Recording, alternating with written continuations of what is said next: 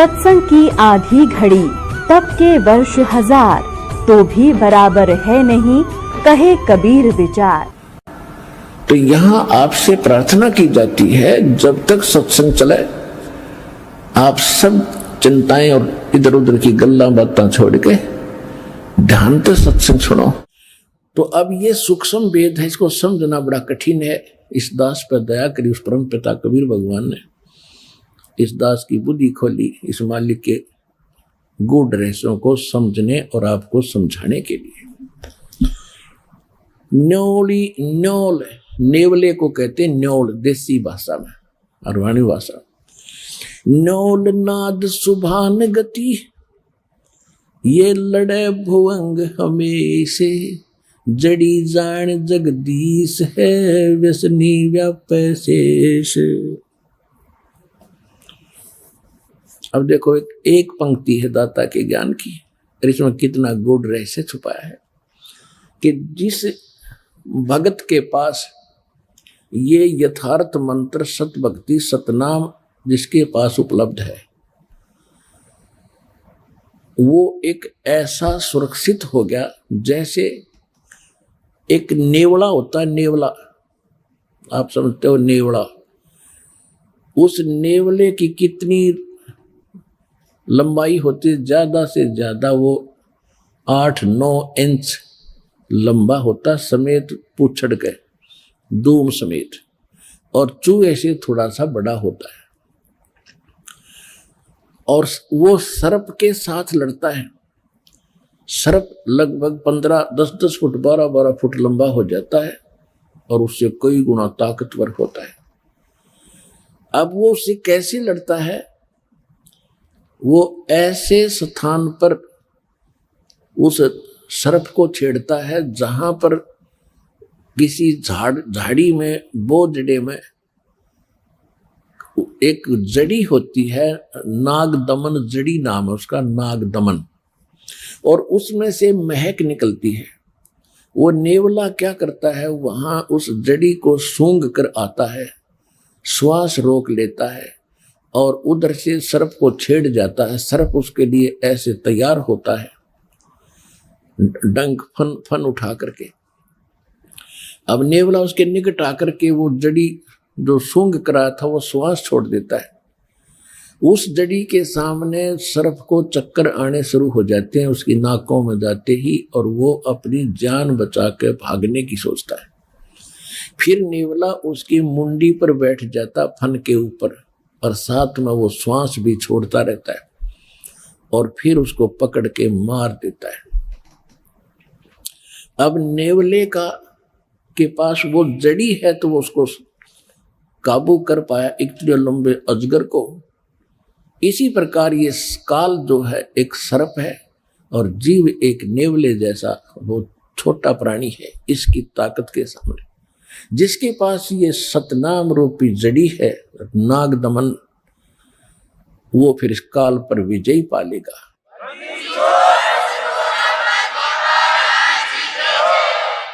Noel नाद सुभान गति, वो लड़े भुवंग हमेशे, जड़ी जान जगदीश है, व्यसना व्यापै शेष। कि सतनाम जो नाद है, सतनाम का जो मंत्र है, ये भगवान की शक्ति, जगदीश की शक्ति है।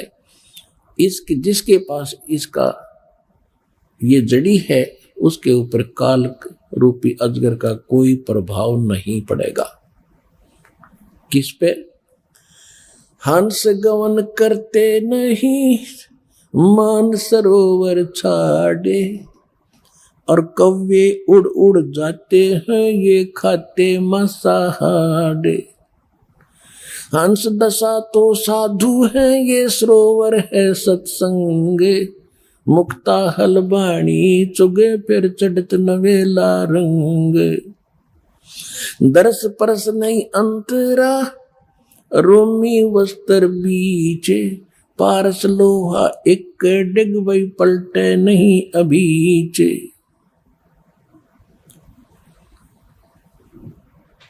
अब क्या बताते हैं कि हंस गमन करते नहीं मान सरोवर छाड़, और कौवे उड़ उड़ जाते हैं वो खाते मांसाहार। हंस किसे कहते हैं? हंस एक पक्षी है जो बुगले जैसा होता है। बुगले में और हंस में डिफरेंस देखने के लिए ये बताया जाता है कि हंस, एक ही सरोवर में हंस भी होते हैं, बुगले भी होते हैं।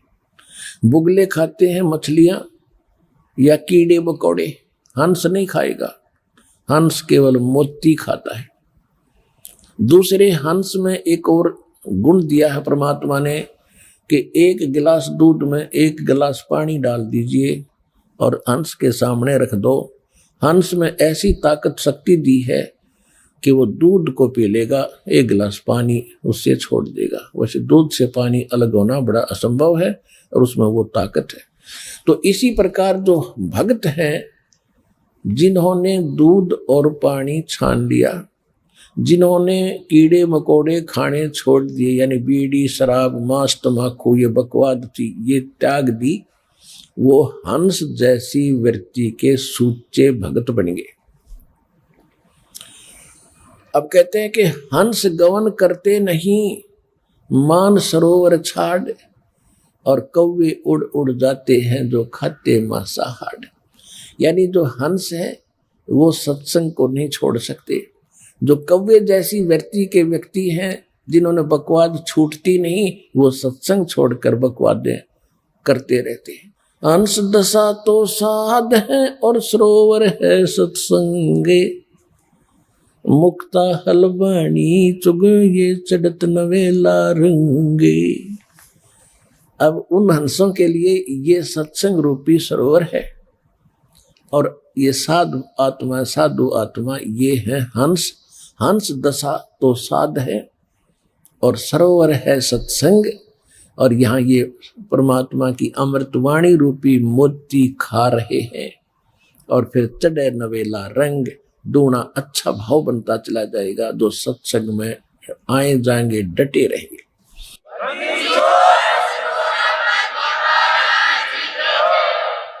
और हंस गमन करते नहीं, हंस गमन, हंस नहीं जाते मान सरोवर छाड़े, ये कौवे उड़ उड़ जाते हैं वो खाते मांसाहार। तो जो पुण्यात्मा परमात्मा के चरणों में आगे ज्ञान समझ लिया, फिर संसारिक कार्यों में उनकी रुचि नहीं रहेगी। कौन से कार्य?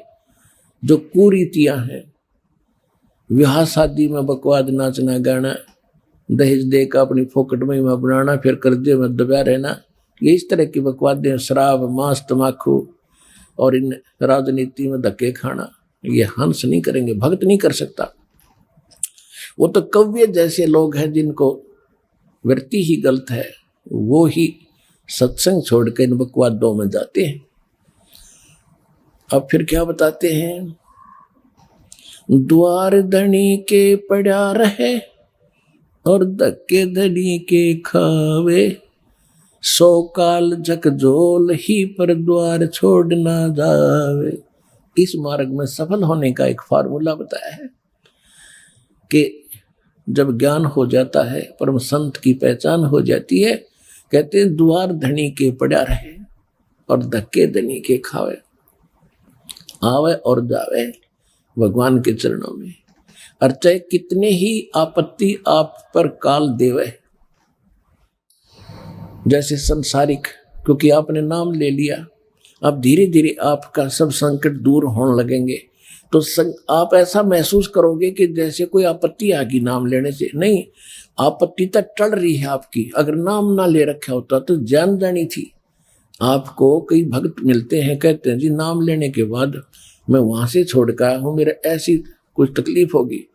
भले आदमी, वहां से तो नरक था, सीधा काल था, वो तेरी जान जानी थी। यहाँ आने के बाद तो तेरी जान बच गई छोटे मोटे इस दुख थे। तो क्या कहते हैं कि द्वार धनी के पड़ा रहे और धक्के धनी के खावे, और 100 काल झकझोल ही, काल बीच में बेशक झटके दे पर द्वार छोड़ नहीं जावे। अब जैसे आप यहाँ आते हो, सतगुरु क्या होते हैं? एक सतगुरु की उपमा ये भी है कि सतगुरु एक धोबी है और जीव है एक कपड़ा जो संसार के कर्मों में घना मैला हो गया। अब धोबी किसी का कपड़ा धोने के लिए आता है, राजा का भी होता है, अधिकारियों के भी होते हैं।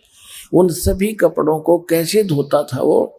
पहले तो उनको जल में भिगोता था और फिर उन्हें पकड़ कर पत्थर पर मट्टा मट मारा करता, गद्दा गद, जब तक मैल ना छूट ले, इतने मुक्कियां गिल्ला लातों के साथ, और फिर पत्थर पर पटक पटक मारे।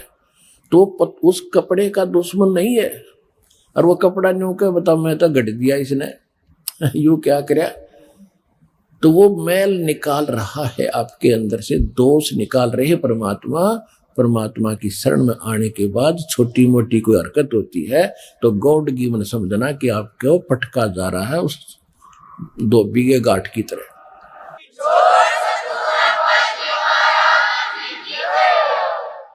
दर्श परस नहीं अंतरा, ये रोमी वस्त्र बीचे, पारस लोहा एक डिग, ये पलटे नहीं अभीचे। अब देखो फिर एक और बात बताई है, कितना गहरा ज्ञान है पुण्यात्माओं। जब आपको सूक्ष्म वेद का ज्ञान होगा, आप दांतों तले उंगली दबाया करोगे कि आज तक हमने गीता भी पढ़ी। गीता हम इसलिए पढ़ाते हैं कि आप ये समझ सके कि जो ज्ञान पवित्र गीता जी देते हैं, जो पवित्र वेद बताते हैं, पवित्र पुराण बताते हैं, पवित्र ग्रंथ बताते हैं, वही ज्ञान परमात्मा ने 600 वर्ष पहले लिखवा रखा था। और उनको अशिक्षित कहते थे, वो तो वेद शास्त्र जानते भी नहीं थे। तो इससे सिद्ध होगा कि वो परमात्मा थे जो सब सदग्रंथों के परिचित भी थे, और उनसे भी हटकर जो उनमें ज्ञान नहीं वो भी बता दिया। तो भगवान बिना ये ज्ञान बताया नहीं जा सकता। तो परमात्मा को पहचानने का एक ये भी फार्मूला है, एक पॉइंट है। तो क्या बता रहे हैं? दर्श परस नहीं अंतरा, ये रोमी वस्त्र बीचे, लोहा पारस लोहा एक डिग, वही पलटे नहीं अबीज। एक पंक्ति में कितना गहराई भर दी, कितने गुड रहस्य है। क्या बताते हैं कि आप यहाँ सत्संग में आते हैं और जिनके इन वचनों का असर नहीं हुआ तो वो कैसे है? चंदन बन में रंग ला दे, एक बांस बिटम्बी नासी जय, कोट वर्ष करो संगत संतों की, कोट वर्ष करो संगत संत की, पत्थर का जल में क्या भीजे, एक चंदन बन में रंग ला दे, पर बांस बिटम्बी नासी जय। क्या बताते हैं कि जैसे सत्संग में भी आते हैं और फिर विकार भी करते हैं, उनके बारे में बताया है कि जैसे करोड़ वर्ष करो संगत संत की, संतों की, पत्थर का जल में क्या भीजे। जैसे पत्थर को जल में डाल दे चाहे 20 फुट नीचे गहराई में, और निकालने के बाद फिर उन दोनों टुकड़ों को तुरंत ही ऐसे रगड़ दो, तुरंत आग पाटेगी, चिंगारी पाटेंगी, निकलेंगी। इससे सिद्ध हुआ कि जल से तो असर होना चाहिए था, वो अंगारी नहीं पाटनी होनी चाहिए थी, नहीं निकलनी चाहिए थी, लेकिन उसके जल का असर नहीं हुआ, वो न्यों का न्यों पड़ा है, एज इट इज विकार उसमें। इसी प्रकार जो सत्संग में आते हैं उनको कहते हैं करोड़ वर्ष करो संगत संतों की, और पत्थर का जल में क्या भीजे, क्या भीगे, और चंदन बन में रंग ला दे, एक बांस बिटम्बी ना सिजे। ये सूक्ष्म वेद की वाणी है, गरीबदास साहिब जी की वाणी है। क्या बताया कि जैसे चंदन का पेड़ होता है, आसपास के चाहे नीम हो, जंडी हो, कोई पीपल हो, उन सभी आसपास के पेड़ों को अपनी महक छोड़ छोड़ के अपनी सुगंध युक्त कर देता है, और वो भी चंदन जैसी महक देने लग जाते हैं। लेकिन बांस बंबू जिसकी ये लाठी बने हैं, कहते वो बांस चाहे उसके साथ उग गया चंदन के, बांस का असर नहीं होता। तो क्या बताते हैं कि कोट वर्ष करो संगत संतों की, और पत्थर का जल में क्या भीजे, और चंदन बन में रंग ला दे, एक बांस बिटम्बी ना सींचे। तो जो बांस जैसे और पत्थर जैसे व्यक्ति हैं उनका तो असर हो को नहीं, और नहीं तो परमात्मा की वाणी आपको चंदन बना दिया और आप ही आगे जा के सब न सुनाते हो। आप अपनी महक आगे छोड़ छोड़ के अपने भाई बहन रिश्तेदारों तक ये महक भगवान की छोड़ रहे हो।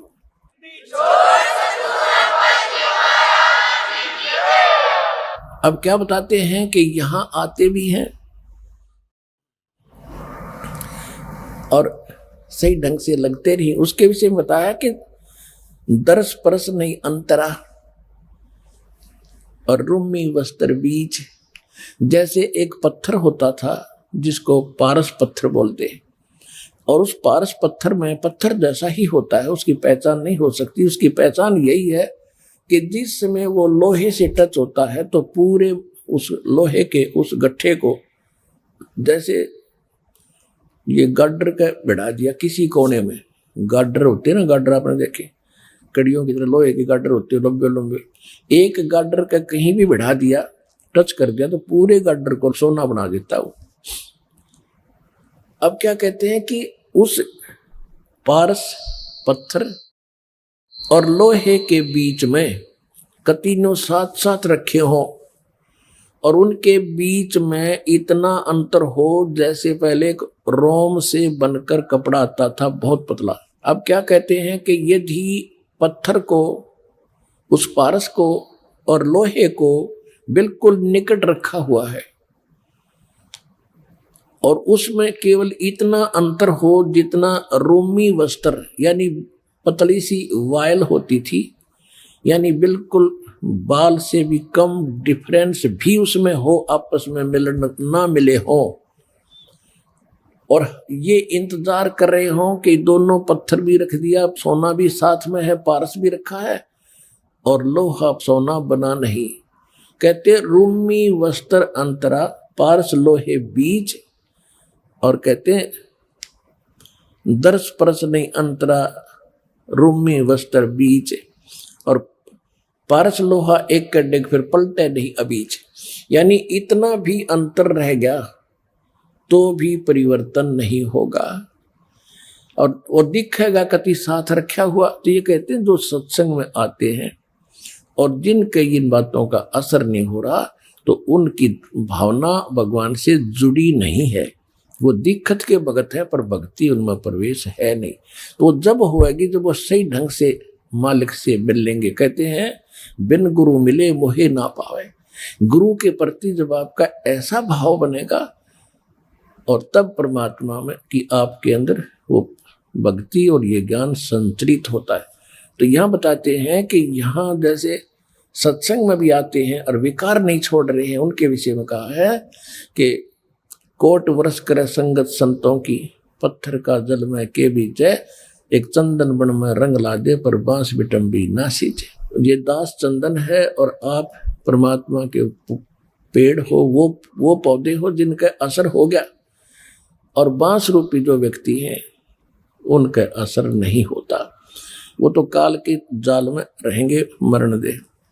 अब क्या बताते हैं परमात्मा की शक्ति बताते हैं कबीर परमात्मा की कि 9 लख नानक नाद में ये 10 लख को रख तीर, लाख दत्त संगी सदा वो चरणों चर्च कबीर। 9 लख नानक नाद में ये 10 लख गोरख पास, अनंत संत पद में मिले ये कोट तेरे रविदास। रामानंद से लक्ष गुरु ये तारे सिसके भाव, चेलों की गिनती नहीं जो पद में रहे समाये। अब क्या बताते हैं कि कबीर परमात्मा वो समर्थ परमात्मा है, परम अक्षर ब्रह्म है, और परम अक्षर ब्रह्म की जानकारी सतगुरु ही देते हैं। वो कितने समर्थ हैं कि 9 लख नानक नाद में आदरणीय नानक साहेब जैसे महापुरुष, अच्छी आत्माएं, उनके नाद माने वचन के बच्चे हो लिए बहुत गणे दीक्षित हुए। वो भी पार करे 9 लख नानक नाद में और 10 लख गोरख तीर और लाख दत्त संगी सदा चरणों चर्च कबीर। गोरखनाथ जी को बहुत बड़ा सिद्ध माना जाता था। गोरखनाथ जी को सिद्धों में सबसे ताकतवर सिद्धि वाला माना जाता रहा है। उन्होंने यहां तक चमत्कार कर दिए थे कि एक बार उनके बचंद्र नाम के गुरुजी काल प्रेरणा से एक सिंगल द्वीप के राजा की मृत्यु के उपरांत उस राजा के शरीर में प्रवेश करके वहां उसकी रानी को भोगने लगा। उससे 2 पुत्र हो गए। उसके बाद किसी ने गोरखनाथ को व्यंग कर दिया, किसी दूसरे नाथ ने, कि यदि तू ताकतवर है, ऐसी सिद्धि वाला है तो अपने गुरु ने बचा ले। वो बकवाद करने लग रहा है वहां सिंगल द्वीप के अंदर। तो गोरखनाथ जी वहां गए अपने गुरु जी को वहां से। उससे पहले क्या किया कि किसी ने बता दिया उस रानी को कि ये कोई सिद्ध आत्मा राजा के शरीर के अंदर है और उस राजा की आत्मा जा चुकी है और ये कभी भी छोड़कर जा सकता है इस शरीर को।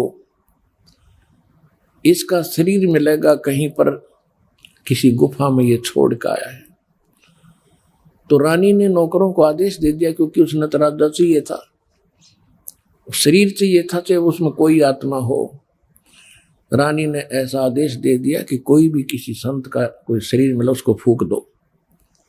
सभी ने घूम फिर कर, नौकरों ने गुफा में एक शरीर पाया, उसको जला दिया, वहीं पर राख कर दिया। रानी निश्चिंत होगी। फिर गोरखनाथ गए।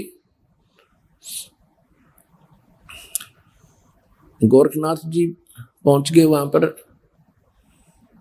गोरखनाथ क्योंकि वहां जाने नहीं दिया गोरखनाथ जी को, तो उसको मना कर दिया था रानी ने।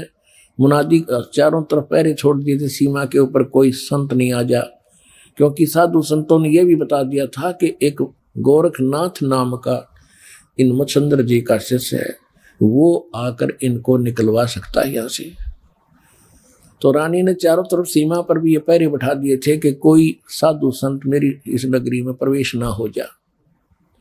चारों तरफ कति बाढ़ लगा दी थी, एक गेट थाने का वहां पर पहरे छोड़ दिए थे।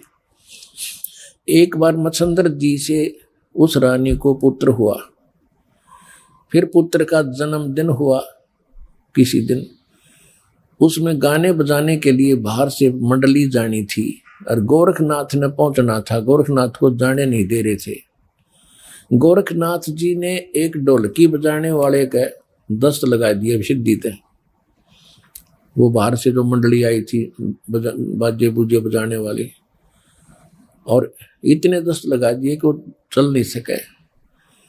तो वो चिंतित हुई मंडली के राजा के यहाँ जाना था, हमारी तो सजा भी होगी, पैसे भी ना मिल रहे।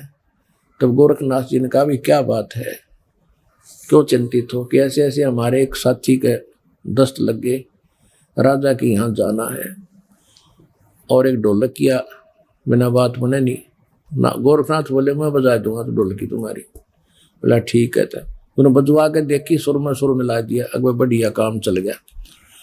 अब वहां आगे मच्छंद्र नाथ बैठा राजा के शरीर में, अफलातून पाक्या सिंहासन पर, रानी बैठी बराबर में, दोनों 2 बच्चे हो गए थे, दोनों बच्चे गोदी में। अब वहां वो गा बजा रहे थे तो गोरखनाथ कह रहा था, डुम डुम डुम जाग मच्छंद्र जाग, तेरे फूट गए भाग, तो यहां से निकल, जाग मच्छंद्र जाग, तेरे फूट गए भाग। अब मच्छंद्र राजा के शरीर में बैठा, फटफड़ी ली। तब रानी से कहा कि इस ढोलकी वाले को रख ले या नौकर। ढोलकी वाला नौकर रख लिया। फिर उसको समझाया कि आप क्या उद्देश्य लेकर तो शिक्षा दिया करते थे, कहाँ फंस गए बीमारी में, चलो। तो कहने लगा मैं चलूं तो मेरा तो शरीर फूंक दिया, अब जाऊं कैसे? कि तो आप निकलो यहाँ से। वो शरीर छोड़कर निकल गए। वहां पर राख थी, उस राख के अंदर ये अस्थि बची हुई थी, अस्थि जिनको ये मरने के उपरांत किधर डाल कागरा गंगा वंगा में छोटी मोटी बच रही थी, उनको इकट्ठी करके अपनी शक्ति से गोरखनाथ ने मच्छंदर जी का शरीर बना दिया पूरा उसी एज का, और उसको प्रवेश कर दिया। अब फिर क्या था, अब देखो पुण्यात्माओं, ये है खेल। हम यहाँ फंसे रहे, हम यहाँ अड़गी बुद्धि के इतना महापुरुष, और देखो मुर्दे को भी जीवित कर दिया, शरीर भी नहीं था फिर भी शरीर बना दिया। ये जन्म जैसे अब ये चल रहा है ना, आपका प्राइम टाइम है ये, इसमें जो भक्ति करके पार ना हुए ना, इनमें इतनी गजब की भक्ति संचित हो जाएगी और इन्हीं से सिद्धियां आती हैं।